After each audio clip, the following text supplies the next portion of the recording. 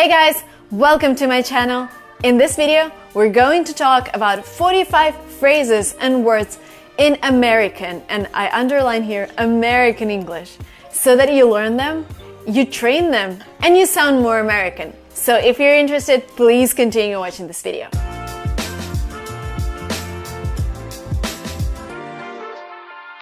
In this video, I'm going to concentrate on words and phrases that are gonna help you replace the words that you use every day, like awesome, good. And we're gonna talk about words that Americans use and that you can use to diversify your speech. And also we're gonna use phrases from different TV shows and like everything you can hear on the TV. So let's start. The first phrase, you just open this video and you do not understand what's going on and what is this girl is talking about, and you can ask, what the heck is going on? So the original phrase, again, we're talking about slang, we're talking about informal language. So do not use these words when you write a personal statement or a letter to your investor. No, never.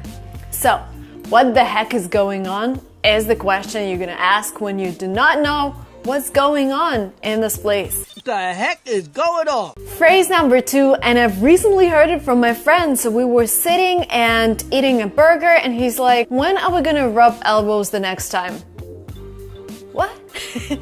To rub elbows is to meet somebody and hang out with them. If you want to see your friends, you can call them and say, hey, let's go and rub elbows. Which is literally like rubbing elbows. When you're rubbing it with another person, means you're really close to each other, so you're spending time together. When you meet a girl or a blogger who's really good looking, you can say drop dead gorgeous. Instead of saying very beautiful, very nice, good looking, if you want to sound more American, you'd say drop dead gorgeous. When you say something in a conversation, but you don't want people to attribute this phrase to you, you can say, let's keep this off the record. Or when you're just about to say this phrase, you're like, off the record, I also do this, this, and that. So maybe you don't want people to know that you're doing something extra.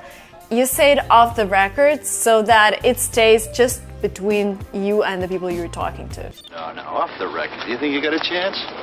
Off the record? The phrase that I personally use a lot is, don't quote me on that. I use it when I talk about immigration stuff or visas. So officially, because I'm not an immigration lawyer, when you guys ask me about, getting a green card or getting a work visa in the United States, I can only say what happened to my friends and me because I am not a professional here. I always say something and I also add, don't quote me on that. Just because I got a visa, it doesn't mean that everybody can get it this way because there is law and you should listen to the law. So you can say the phrase, don't quote me on that.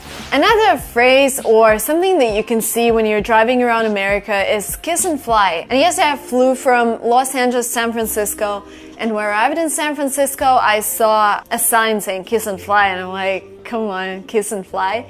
Literally, this means that there is a train going from San Francisco airport to the nearest city, to the nearest town, and you can drop your car there and then you don't have to pay the parking fees at the airport. So you just go on the train and you kiss and fly. So the train takes you to the airport, you kiss the airport, and you fly. This is a funny phrase. I really like it. When you're reading an article, the article blames something on somebody and you don't think that's true, you can say the article insinuates that, and then you tell about the content. Instead of saying the article said, the article claimed that, you can say the article insinuated that. So basically, to insinuate means to suggest something bad in an unpleasant way or in a shady way. The word jonesing, I've literally just learned what it means half an hour ago. I've heard it so many times. I'm like, I love doing these videos because I learned so much from these videos. So jonesing, to want something badly. I'm jonesing for a coffee, which means I really, really want a coffee. And by the way, here is my coffee, and I'll make a sip. Was you jonesing for something? When you are just about to finish something or just about to call somebody and they're asking, so when are you gonna call me? You can answer in no time, which means really soon.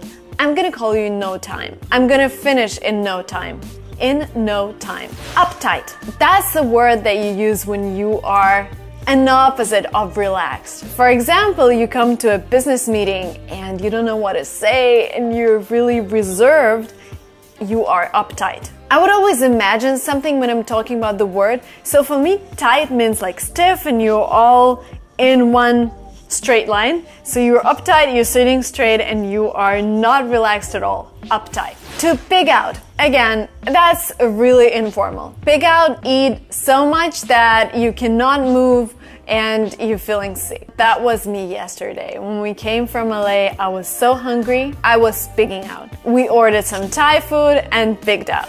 By the way, guys, if you are not only interested in sounding like an American in terms of using American words, but you also like to sound American in terms of pronunciation, I would really recommend a couple of videos that I'm gonna leave links to below. I also wanted to recommend Mastering the American Accent. My friend Vania gave it to me as a present, but the coolest thing about this book is that not only it has like good examples of how you can use this or that sound, it also shows you how to pronounce it. From time to time, it's gonna have pictures of your mouth and what's in your throat, so you can try and feel how to pronounce something. Highly recommend it if you're working on your American accent. Mastering the American Accent by Lisa Morzin, I don't know. Second edition by Barron's. I'll leave a link below. Pass the buck. When you don't want to do something, you just pass the buck to somebody else, which means you transfer responsibility, transfer something onto somebody. Pass the buck. Pass the buck, man. Hyped. Hyped means being excited. Again, you are replacing a word that you probably used 200 times, 300 times, excited. You replace it with hyped. You know the word hype when something is really popular right now, but hyped is an adjective when you're super excited about something happening. Now, when you need to really start studying, you can say, I need to hit the books. It doesn't mean like literally hitting the books, no. No, like hitting the books, no. But hit the books is an idiom and it means to start studying. Now you're visualizing it and I think that's really helpful, like hit the book. Start studying. When you don't want somebody to hurry, when you want somebody to act without any rush, you can say take your time. Which again, literally, if you translate it word to words like taking time, what does that mean? But taking your time actually means acting slowly, acting in a very relaxed manner. So I'm taking my time, I am enjoying this Saturday. No rush.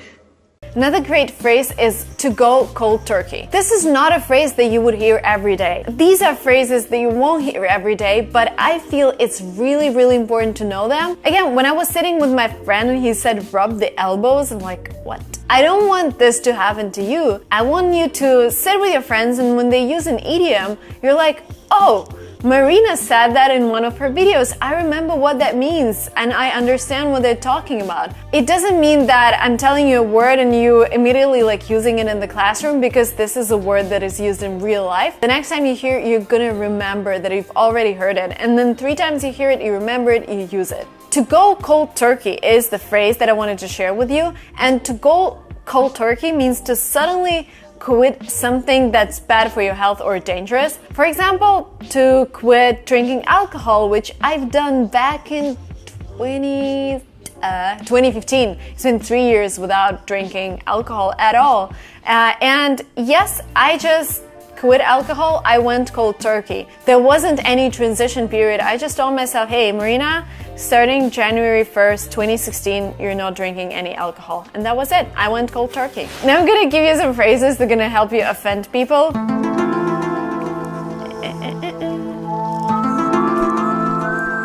The phrases that I'm gonna tell you right now are coming from The Suits, and you know The Suits is a TV show where people offend each other a lot, but I feel that you have to know them because again, Americans use them, so let's go. The first word is wuss, and yes, I took it from one of the episodes. You can tell somebody don't be a wuss or stop being a wuss, and if you translate it, that's the same as stop being a pussy. And wuss is a person who is physically or mentally weak. And the synonym is pussy. So we're learning a lot of bad words today. You can also call somebody, I don't advise on that, but you can do that. You can call somebody a pushover, and pushover is a person who's easily controlled by somebody else. So in the TV show that I took this phrase from, there was this girl who was working for one company, and then somebody called her from another company, and she just ran away to this new company. So she's a pushover. She's really easily controlled. When somebody's doing nothing in an office, they're just swanning around the office. And it comes from a word swan, which is a bird. And you can see these birds swanning around the lake, so they're just going back and forth with no particular purpose. This verb is actually coming from this noun. So when somebody's doing nothing, you can say, hey, stop swanning around. Do something that matters. Learn English. When you are irritated by a person who is constantly trying to show how great he is, or maybe trying to show that he's wearing fancy clothes, you can call him a show off, and show off is a person who boasts all the time. Show off. When somebody lies a lot, you tell people don't trust him, you can say don't trust him, he's full of crap, which means he lies all the time, he doesn't check the facts, he just, tells things that don't really make sense. So he's full of crap. Say you're full of crap. 3 more phrases and then we're done with offending others. Like understanding how people offend each other. But I feel these 2 words are pretty important because, you hear them all the time. Douche and douchebag. Douche is a tool that you actually use in the toilet. But when somebody's like brainless and acts in a stupid manner, you can call him a douche. Again, douchebag is pretty similar when somebody just acts in a way that he's only respecting himself, not respecting others, has no understanding of social rules, and this is a douchebag. And the last one for today, not the last phrase though, is total rat. When something happened or somebody's done something that makes you shake your head or do a facepalm, you can call him or the situation train rat. Now let's go to less offensive words. Let's talk about friendship. And when you have a friend and when he's your best friend, you can call him bestie or her bestie. I think girls normally use this word, so bestie is a best friend. And be my bestie. When you clean your apartment and you want to say that it's super clean, instead of saying super because super is the word you use all the time, you can say squeaky clean. This makes you sound a lot cooler. Sometimes you can also, when somebody looks really good, you can say, oh wow, you look so fresh and so clean. That's from the song. And squeaky clean again means really cool. So an apartment is squeaky clean, which means it's really, really clean. When you want to emphasize that the person is extremely talented and is bringing a lot of value, you can call this person a hotshot, which means that he's a really valuable person and has a lot of talent. Hotshot. When you have an important meeting or you have your English language exam, you tell your parents, I'll bring my A game, which means I'm gonna act in the best manner possible. I'm gonna be my best self. I'll bring my A game. When you go to the main street of your city and there are very expensive shops like Louis Vuitton or Dior or Gucci, and you walk in and you see a t-shirt that costs $600, you can say that's a ripoff. This is extremely, insanely overpriced. This is a ripoff. Isn't that weird that a t-shirt costs $600? So that's a ripoff 100%. When a person changes his mind all the time and when you cannot trust them because they can do something really unexpected, you can call this person a loose cannon. But you wouldn't call them that just during the conversation. You would probably do that when you're talking to another person and you're like, I don't trust him, he's such a loose cannon, which means that yes, he can do something unexpected. I wouldn't just leave him alone, I would watch him.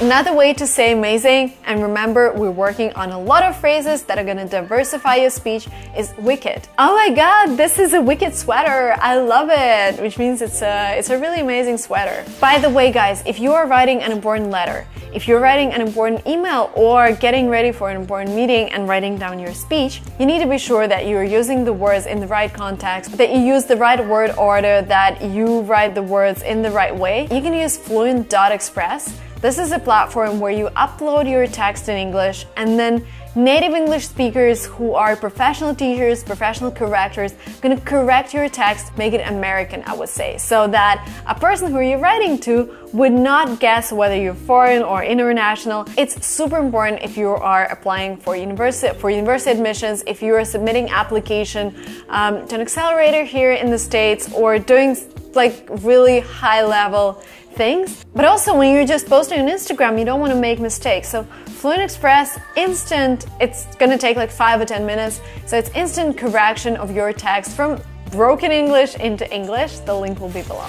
Another way to say yes, of course, you can say you bet. For example, somebody's asking, do you enjoy living in San Francisco? I would answer, you bet. Oh my god, San Francisco is such an amazing city. I do not know how you cannot enjoy living here. You bet.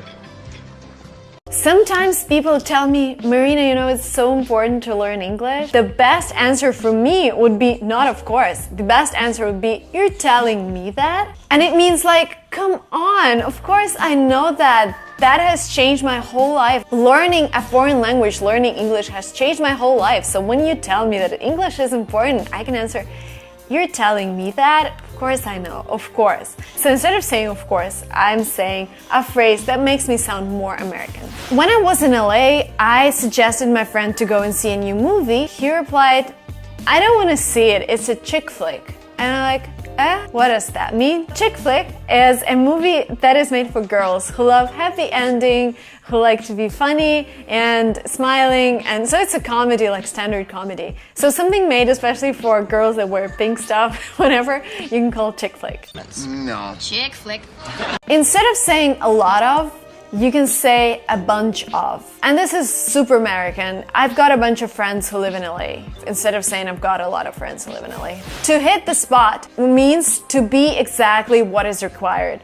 So for example, imagine I was sitting here and somebody comes in and says, Marina, here's your coffee. And I'm like, you hit the spot. This is exactly what I need, a cup of coffee. Heads up is another phrase that Americans use a lot. For example, my banker told me yesterday, Marina, the next time you send a wire, please give me a heads up so I could make sure that something is correct, blah, blah, blah. So heads up means warn somebody in advance. When I made a mistake, for example, in my wire instructions, I made a mistake and I call my bank and say, I'm sorry, it's my bad, I put in the wrong number. So my bad is my mistake, I am sorry. It's my bad. Another idiom that I used a couple of weeks ago is play by ear. You can say play by ear when you're talking to somebody and you cannot agree on time when you're gonna meet. You just tell them, hey, so we're gonna meet tomorrow, but let's play by ear. Let's rely on the circumstances that we're gonna have tomorrow, and then we're gonna decide what time we're gonna meet. Play by ear. Quality time. To spend quality time with somebody means spending time without distracting yourself with phone or computer. So you sit down with your friend, you spend quality time with them, for example, playing games or just talking and not staring in your iPhone or scrolling through Instagram feed. To spend quality time with somebody. Another way to say excellent is top-notch. So for example, if you like this video, you can say, Marina, this is a top-notch video, which means this is an excellent video. My advice to you, if you like the phrase, practice it right now. Write a comment below and say, hey Marina, it was a top-notch video. Or if you didn't like it, please comment below and tell me what can be improved in this video. This is really helpful. When you give me feedback, I can learn from it and I can improve my videos for you. Hey guys, if you noticed, my video completely stopped. Somehow my camera just died and I only noticed that in the morning, as you can tell. But there are 4 more phrases that I wanted you to learn, so I'm like, okay, I'm gonna do that. Let's do it, Marina. Another phrase, zero tolerance. Zero tolerance is a phrase that you use when you would not tolerate something. So for example, I would not tolerate my camera to stop recording, so I have zero tolerance to my camera stopping recording. This is really a weird thing, so what I do, I just record once again with another camera. There is no such thing as free lunch. A lot of Americans use it because it describes that everything is paid for. Sometimes it's not paid for by you, it's paid for by somebody else. For example, you're watching this video for free, but I get some money from YouTube because they're showing ads to you. So there is no such thing as free lunch. Somebody's already paying for everything. I'm just gonna say goodbye to you, but in a different manner. You can say I gotta go, So for example, sorry guys, I gotta go. I gotta have my breakfast and then upload this video for you. Instead of saying goodbye, I can just say take it easy. So have a great day, take it easy. Okay guys, thank you so much for watching this video up to the very end. There is a subscribe button below. If you like my content, do not forget to subscribe. And if you enjoyed watching this video, waiting for your likes, because this is the only way for me to tell whether you enjoyed the content or not. And I will see you soon in the next videos. Bye!